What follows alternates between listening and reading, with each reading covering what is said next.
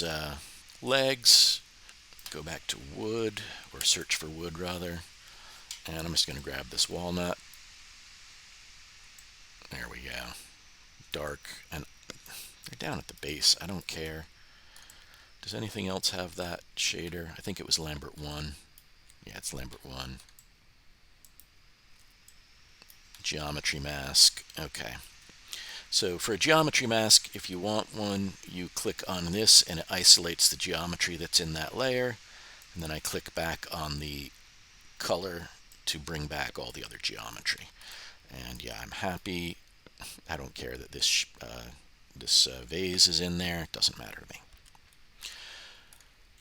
Okay, so let's look at wood textures.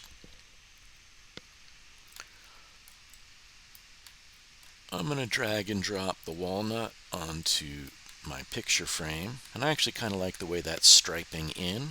I don't need to do anything more than that. I'm going to call that done. And for the door, I'll try this one. Okay, kind of interesting. The first thing is the wood panels don't go the right way, the wood grain. So I'm in the basic materials, so I come to the properties, try planar, and then I come down to rotation. There it is. And I'm going to rotate that 90 degrees.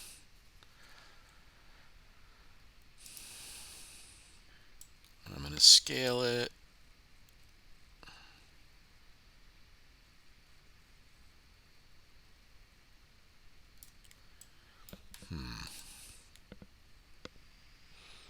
It doesn't feel very door-like to me, so let's try this one. That looks a lot better. So I'm going to grab this wood American cherry and click on the trash can, and it's gone. I'm not even saving that as an option. And again with this one, I want to rotate. Actually, I don't even know that I do want to rotate. I think I like it more or less as is on that door. Let's just make sure it goes to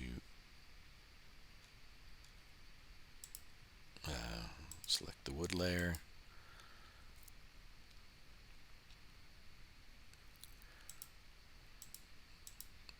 Check out the different properties. There's the dirt layer. Ooh, I actually like it brighter.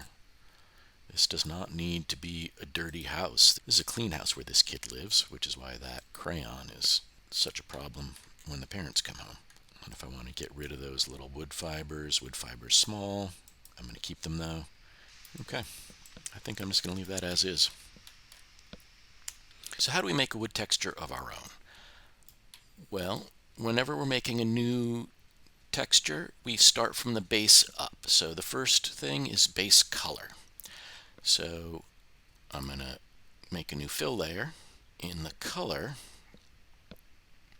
I'm going to actually make it a two-tone object. So fractal sum 4 is what I want.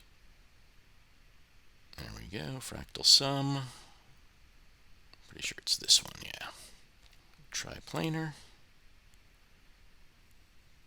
Scale it down to about there.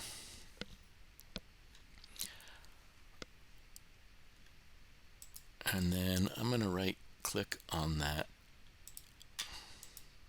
color swatch.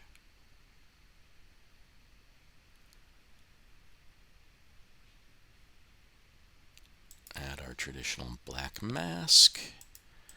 Right click on that and add a filter. And that filter, when I click there, I'm looking for a gradient. There we go, our basic gradient.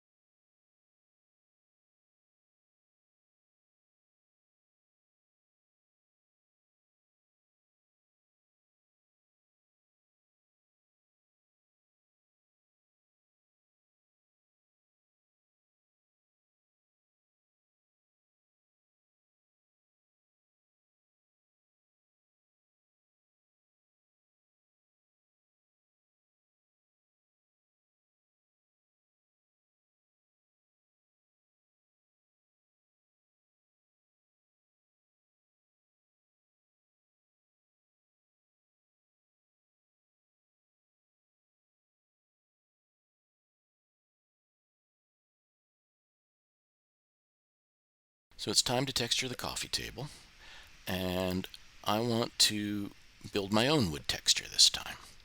So we start from the base up. We start with color and then add larger textures, working our way down to smaller textures on top of that. So we start with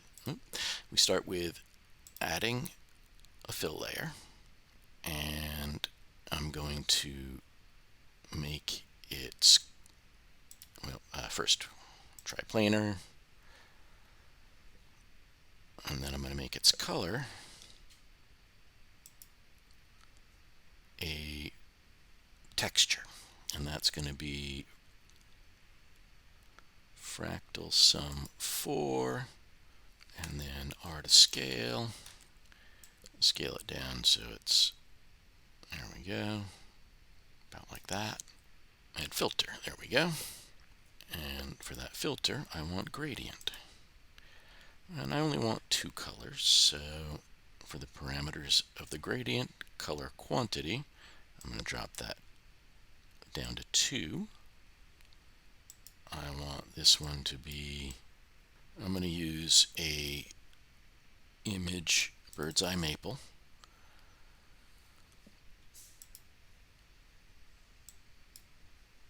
and I'm going to move this over a little, just a little, so I can sample.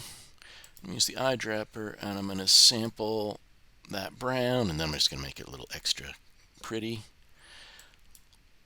And for the other, same deal, I'm going to sample and make that brighter as well. So that's giving me some interesting looks there. And we can change that around with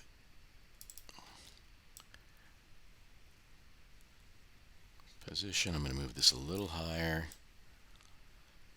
get a little more in the blend. There we go. That's kind of fun.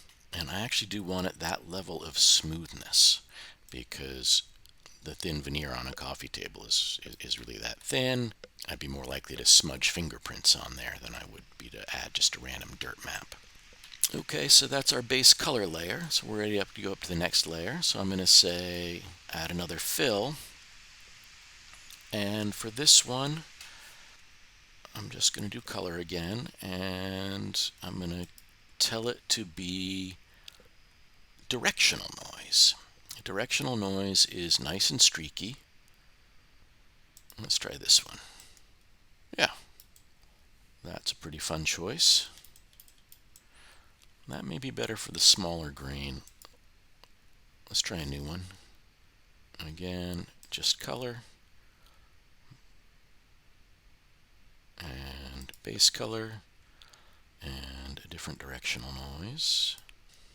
Maybe directional noise 4 for that first one, and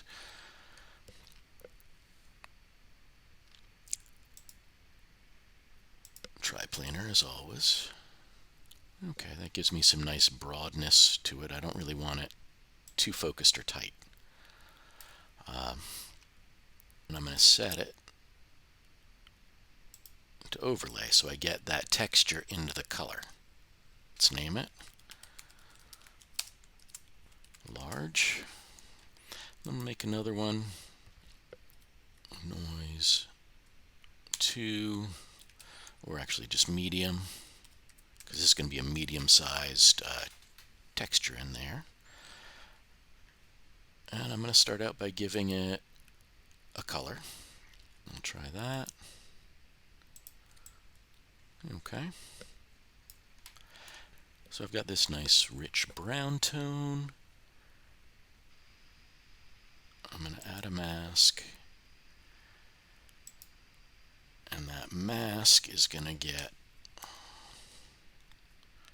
a fill.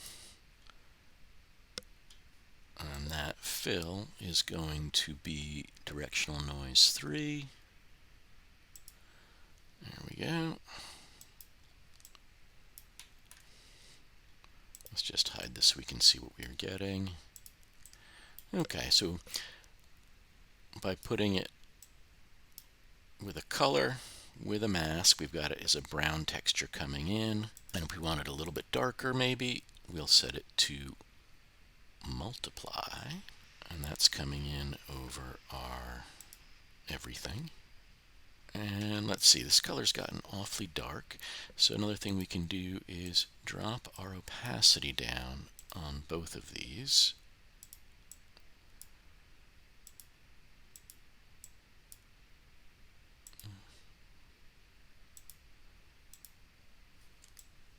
Okay, and I'm going to go with that as a pretty nice wood table texture. So now we have drag and dropped the walnut onto couch and picture frame, the wood texture onto the door, and then we built our own wood texture for our coffee table.